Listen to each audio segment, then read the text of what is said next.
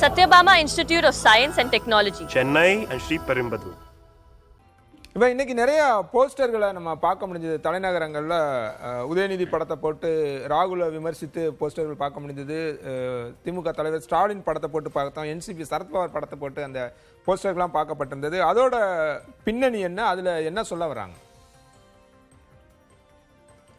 இது யாரு பண்ணாங்க அப்படின்றது இன்னும் காவல்துறையினராலையும் சொல்ல முடியல. அவங்க இன்னும் டெல்லி போலீஸ்ல இருந்து எந்த அபிஷியல் நோட்டும் அது சம்பந்தமா யாரும் கொடுக்கல. அதுல எந்த இடத்துலயுமே இந்த கட்சியை சேர்ந்தவங்க தான் போட்டிருக்காங்க அப்படின்னு நம்ம யூகமா எடுத்துக்கணும். அப்படின்னா ஆப்வியஸ்லி பிஜேபி பண்ணியிருக்கிறதுக்கான வாய்ப்பு அப்படின்றதா இருக்கு. ஏன்னா இந்த போஸ்டர்ஸ் ஒட்டி இருக்கிறாங்க அப்படின்றது அதுவும் எங்க கரெக்டா பார்லிமெண்ட்டுக்கு போற வழியில இருக்கக்கூடிய ரவுண்டான இவங்க இன்னைக்கு மீட்டிங் நடத்தக்கூடிய அந்த கான்ஸ்டிடியூஷன் கிளப்புக்கு போற வழியில, ஆர்பிஐக்கு போற வழியிலன்னு முக்கியமான இடங்கள்ல இவங்க எல்லார் கண்ணிலையும் அதை படணும் அப்படின்றதுக்காக தான் அதை வேணுட்டே போட்டிருக்காங்க. அஃப்கோர்ஸ் அதுல இருக்கிறது இல்லாத விஷயங்கள் எதையும் சொல்லலை. கடந்த காலங்கள்ல காங்கிரஸ் பத்தியும் ராகுல் காந்தி பத்தியும் இப்ப இந்தியா கூட்டணியில் இருக்கக்கூடிய தலைவர்கள் என்னென்னலாம் விமர்சனங்கள் வச்சிருக்கிறாங்க அப்படின்றத ஆதாரப்பூர்வமா கோட் பண்ணி தான் அவங்க எழுதி இருக்கிறாங்க. இது இந்த இந்தியா கூட்டணிக்குள்ள இருக்கக்கூடியவங்களுக்கு தர்ம சங்கடத்தை ஏற்படுத்தணும் அப்படின்ற ஒரு நோக்கம் தான். ஆப்வியஸ்லி அதை தான் பண்ணியிருக்காங்க. அது அவங்களுக்கு சக்சஸ் ஆகவும் ஆயிருக்கு. யார் பண்ணியிருக்காங்களோ இப்போ பாஜக பண்ணியிருக்கிறாங்க அப்படின்னா ஆப்வியஸ்லி அவங்களுக்கு போயிருக்கு. ஏன் இது நம்ம இவ்வளவு தூரம் பாஜக பண்ணியிருக்கிறதுக்கான வாய்ப்பு அதிகமா இருக்குன்னு பாக்குறோம்னா, இது வந்த உடனே இம்மீடியட்டா பிஜேபிக்காரங்க ரியாக்ஷன் கொடுக்குறாங்க. எங்க ஊடகங்களுக்கு ரியாக்ஷன் கொடுக்குறாங்க. பாருங்க, அது நாங்க ஒட்டலன்னு கூட வச்சுக்கோங்களேன், ஆனா அதுல எழுதி இருக்கிறதெல்லாம் பொய்யா? காங்கிரஸை யாருங்க விரும்புறாங்க? அவங்களுக்குள்ள எந்த ஒரு கட்சிக்குள்ளேயாவது அவங்களுக்குள்ள ஒரு ஒத்துமை அப்படின்றது இருக்கான்னு சொல்ல முடியுமா? ஜம்மு காஷ்மீர்ல ஒமர் அப்துல்லாவுக்கும் மெஹபூபா முஃப்திக்கும் டைரக்டான வார் அப்படின்றது போய்கிட்டு இருக்கு. இன்னொரு பக்கம் தேஜஸ்வி யாதவ் ராகுல் காந்தி மேல அதிருப்தியில் இருக்கிறாரு. இப்படின்னு எல்லாத்த பத்தியும் சொல்லியிருக்கிறாங்க. இதை இன்னும் டேமேஜ் பண்ணணும் அப்படின்றதுக்கான ஒரு நடவடிக்கை தான். உடனே கேசி வேணுகோபால் ஒரு வெளியே ஒரு சமாளிக்கிறதா ஒன்று சொன்னாரு. டைரக்டா ஒரு பதில் சொல்லவே இல்லை. என்ன சொல்லிட்டாரு, பாருங்க நாங்க இப்படி ஒரு கூட்டத்தை நடத்துறோம்னு பார்த்து பாஜக காரங்க பயந்துட்டாங்க, அதனாலதான் அவங்க இப்படிலாம் பண்ணியிருக்கிறாங்க, நாங்க ஒத்துமையா இருக்கிறோம். இது என்னன்னா, நீங்க ஒத்துமையா இருக்கிறீங்கன்னா அதை மீண்டும் மீண்டும் சொல்லிக்கிட்டே பறைசாற்றிக்கிட்டே இருக்க வேண்டிய அவசியம் இல்லைன்னு. ஏன்னா அது இயல்பாவே இருக்குது. நீங்க ஒரு நேச்சுரல் அலையன்ஸா இருக்கிறீங்கன்றப்போ நீங்க அதை மீண்டும் மீண்டும் சொல்லிக்கிட்டே இருக்க வேண்டாம்.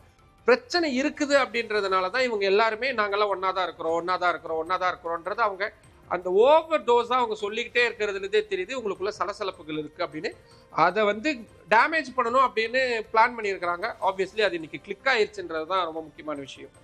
நீங்கள் ஆரம்பத்திலே குறிப்பிட்டீங்க, காங்கிரஸ் மீதான ஒரு அதிருப்தி அல்லது ஒரு சம்பிரதாய கூட்டமாக இது இருந்தது அப்படின்னு. திருமாவளவன் பேசும்போது அவர் குறிப்பிட்டிருக்காரு, அவங்களுடைய தேர்தல் அணுகுமுறையில் மாற்றம் கொண்டு வந்திருக்கணும், அந்த மாதிரியான மாற்றங்கள் இல்லை, இனி வரும் நாட்களில் அது இருக்கணும் அப்படின்னு சொல்கிறாருன்னா அதில் என்ன சொல்ல வராரு? அவரோட நிலைப்பாடை ஒட்டிய இடதுசாரிகளும் கருத்து தெரிவித்ததா நமக்கு செய்திகள் இருக்கின்றன. என்ன நடந்தது?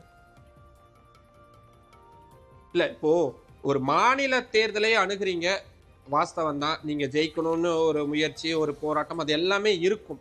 ஆனா அதுக்குன்னு ஒரு லிமிட்டேஷன் அப்படின்றது இருக்கும். இப்போ கேரளாவில் இம்மிடியட்டா என்ன சொல்லிட்டாங்க, பாஜகவும் இடதுசாரிகளும் கூட்டணி வச்சிருக்கிறாங்க அப்படின்றது யாரு சொல்றாங்க?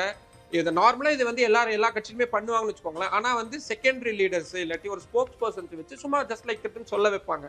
ஆனா இங்க கம்யூனிஸ்டுகள் மேலையும் முன்னாள் முதல்வரான பினராயி விஜயன் மேலையும் டைரக்டான இந்த ஹிட்டை கொடுத்தது ராகுல் காந்தி. அதுவும் தொடர்ச்சியா அவரு அங்க பயணம் போனப்போ, எங்க கேரளாவுக்கு போய் பிரச்சாரத்துக்கு போய்கிட்டே இருந்தப்போ தொடர்ச்சியா அதை சொல்லிக்கிட்டே இருந்தாரு. அது கொள்கை ரீதியில பயங்கரமா டேமேஜ் பண்ணிருச்சு கம்யூனிஸ்டுகளை. ஸோ அந்த ஒரு கோபம் இருக்கு. ஏன்னா எம்ஏ பேபி அதைத்தான் மார்க்சிஸ்ட் கம்யூனிஸ்ட் கட்சியுடைய தேசிய செயலாளர் அவரை தெளிவா சொல்றாரு, ராகுல் காந்தி பாலிடிக்ஸ் பண்ணல, அவர் ஒரு இம்மெச்சூர்டு பொலிட்டீஷியனா பிஹேவ் பண்ணிட்டாரு. இப்படியான ஒரு அட்டாக் எல்லாம் கூட்டணிக்குள்ளேயே இருக்கும் பொழுது அப்ப இந்தியா கூட்டணின்றது ஒன்று இருக்கு, ஏன் இருக்கணும் அப்படின்ற ஒரு இயல்பான ஒரு கேள்வி வந்துடும். கம்யூனிஸ்டுகளை விட பாஜகவை அதிகமா எதிர்க்கக்கூடியவங்க யாரா இருக்க முடியும்?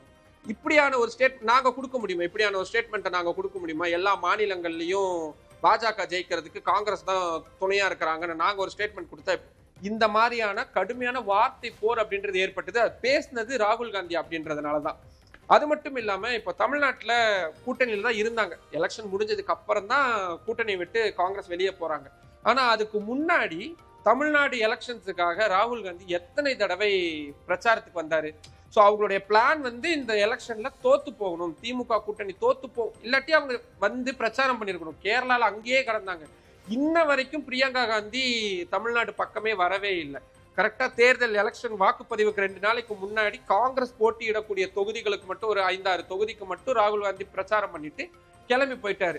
மு.க. ஸ்டாலின் அவர்களை சந்திக்கல, காங்கிரஸ் திமுக தலைமை யாரையுமே சந்திக்கல, ஒரு மேடையை பகிர்ந்துக்கல.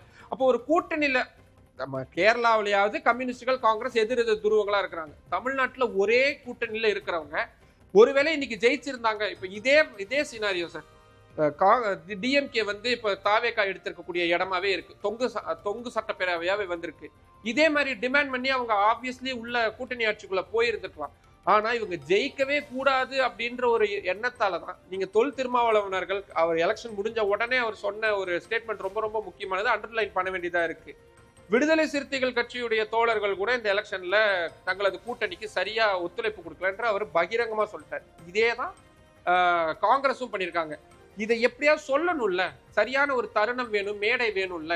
இந்த மேடை என்ன பிரச்சனையாச்சு திமுக கூட்டணிக்குள்ள? ஒரு 1.5 வருடத்துக்கு முன்னாடி திருமாவளவன் கூட்டணி ஆட்சியில பங்கு வேணும் அப்படின்னாரு. அதுக்கப்புறமா அவரே அதோட நிலைப்பாட்டை புரிஞ்சுக்கிட்டு இது சரியான தருணம் இல்ல, தருணம் வரும் பொழுது நாங்க கேட்போம் அப்படின்னு அத்தோட போயிடுச்சு, கூட்டணியில இருந்துச்சு. ஆனா காங்கிரஸ் அதை ரொம்ப வலுவா முன்வைக்க தொடங்கினதுக்கு அப்புறம் விடுதலை சிறுத்தைகள் மேலேயும் அந்த ஒரு அழுத்தம் அப்படின்றது வந்தது. இதைத்தான் அவர் வந்து நீங்க நடைமுறையில மாற்றிக்கணும், உங்களுடைய அணுகுமுறையில நிறைய சேஞ்ச் ஓவர் வேணும். நம்ம தமிழ்நாட்டை மட்டும் வச்சு காங்கிரஸ் உடைய அணுகுமுறையை வச்சு பாக்குறோம். நீங்க பீகார் எலெக்ஷன்ல என்ன நடந்துச்சு? அலையன்ஸ் இன்னும் கன்ஃபார்ம் ஆகவே இல்லை, பேச்சுவார்த்தை போய்கிட்டு இருக்குது. ஆனா தேஜஸ்வி யாதவுக்கு எகெயின்ஸ்டா வேட்பாளர்கள் நிறுத்துறாங்க. காங்கிரஸ் வேட்பாளர்கள் அனௌன்ஸ் பண்ணி எல்லாம் போய் நாமினேஷன் எல்லாம் பண்றாங்க. கடைசி கட்டமா தான் போய் வித்ட்ரால் பண்றப்பதான் போய் நிறைய பேரை பண்றாங்க. மத்திய பிரதேசத்துல என்னாச்சு, ராஜஸ்தான்ல என்னாச்சு, கோவால என்னாச்சு, டெல்லியில என்னாச்சு? இப்ப டெல்லியில ஆம் ஆத்மி ஆட்சியை பிடிக்காம காங்கிரஸ் கட்சிக்கு அதைத்தான் அண்டர்லைன் பண்ணியிருக்கிறாரு திருமாவளவன்.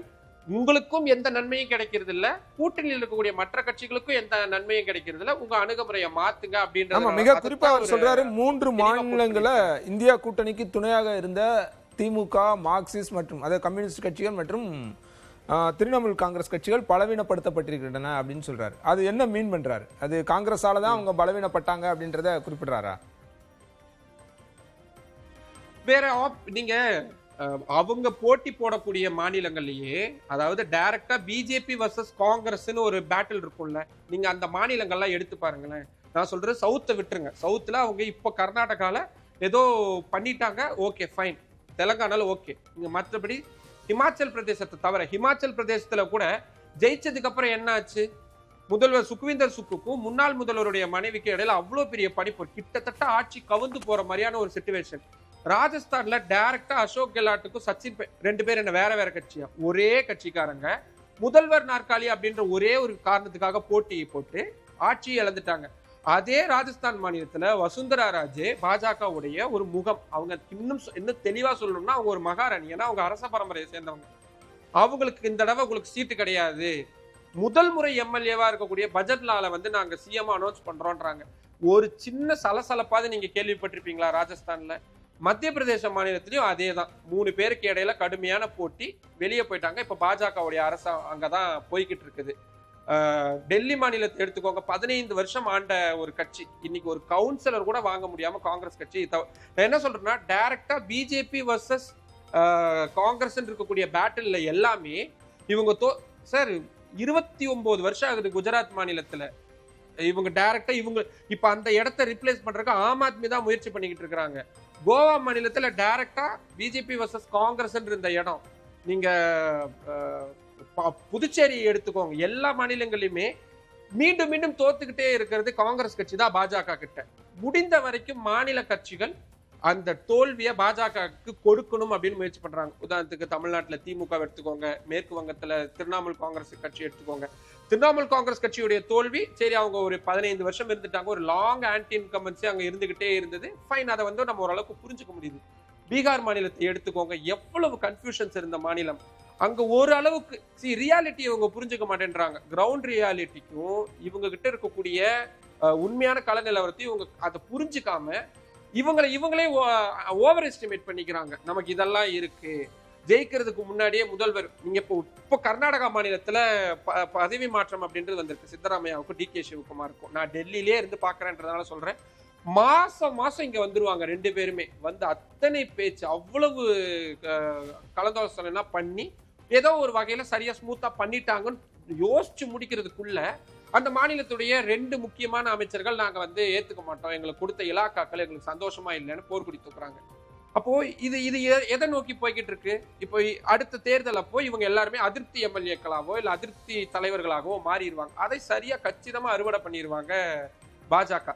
இதுதான் மீண்டும் மீண்டும் எல்லா இடத்துலயும். சோ இததான் வந்து இந்தியா கூட்டணியில் இருக்கக்கூடியவங்க எல்லாருமே விரும்புறது. முதல்ல நீங்க ஒரு வலிமையான இடத்துக்கு வாங்க. இந்த நாடாளுமன்ற தேர்தலையே மாநில கட்சிகள் அவங்களுக்கு கொடுக்கப்பட்ட வேலைகளை சரியா பண்ணியிருந்தாங்களா? உதாரணத்துக்கு உத்தரப்பிரதேச மாநிலத்துடைய சமாஜ்வாதி கட்சியை எடுத்துக்கோங்க. பாஜக அந்த நாடாளுமன்ற தேர்தலுக்காக அவங்க கட்டமைச்சிருந்த எல்லாமே ராமர் கோவில், அயோத்தி, இதை சுத்தி தான் அவங்க வடிவமைச்சிருந்தது அவங்களோட ஒட்டுமொத்த கேம்பெயினுமே. ஆனா அவ்வளவு முக்கியமான இடத்துல கூட அழகா ஜெயிச்சிருந்தாரு அகிலேஷ் யாதவ். ஒருவேளை போன எலெக்ஷன்ஸ்க்கு முன்னாடி எலெக்ஷன் மாதிரி ஒரு பெரிய வெற்றியை வந்து பெற்றிருந்தாங்கன்னு வச்சுக்கோங்களேன் யூபியில பாஜக, இன்னைக்கு அவங்க மைனாரிட்டி அரசா இருக்க வேண்டிய அவசியமே இல்லை, கூட்டணி கட்சிகளை நம்பி இருக்க வேண்டிய அவசியமே இல்லை. அதை தடுத்து நிறுத்தினது ஒரே ஒரு ஆளு, அது அகிலேஷ் யாதவ். அதே மாதிரி தமிழ்நாட்டில் திமுகவாகட்டும் மற்ற கட்சிகள் ஓரளவுக்கு அவங்களால மாநில கட்சிகள் முடிஞ்ச அளவுக்கு அந்த பேட்டில் வந்து ரொம்ப டைட் பண்றாங்க, ரொம்ப பவர்ஃபுல்லா வந்து பிஜேபி எதிர்க்கிறாங்க. அந்த இடத்தை விடுறது காங்கிரஸ் கட்சியா தான் இருக்காங்க. அது அவங்களுடைய உள்கட்சி பூசலா இருக்கட்டும், இல்லாட்டி ஒரு பெரிய ஒரு பதவி வேணும் கூட்டணி கட்சிகளோட இருந்தாலும் கூட நமக்கு அதுக்கு ஈக்குவலா ஒர்க்கே பண்ணாம ஒரு விதைய விதைக்காம பழஞ்சாப்பணும்னு நினைக்கிறாங்கல்ல, அதுதான் வந்து இந்த ஒட்டுமொத்த கூட்டணியுமே பெரிய அளவுல டேமேஜ் பண்ணிக்கிட்டு இருக்கு. இது நம்ம பேசுறப்ப நம்ம காங்கிரஸ் டிச் பண்ற மாதிரியே நம்ம தொடர்ந்து பேசுற மாதிரி இருக்கும். ஆனா நம்ம பேசுறது எல்லாமே ஃபேக்டை மட்டும்தான் முன்வைக்கணும். நீங்க Satyabama Institute of Science and Technology, Chennai and Sri Perumbadur.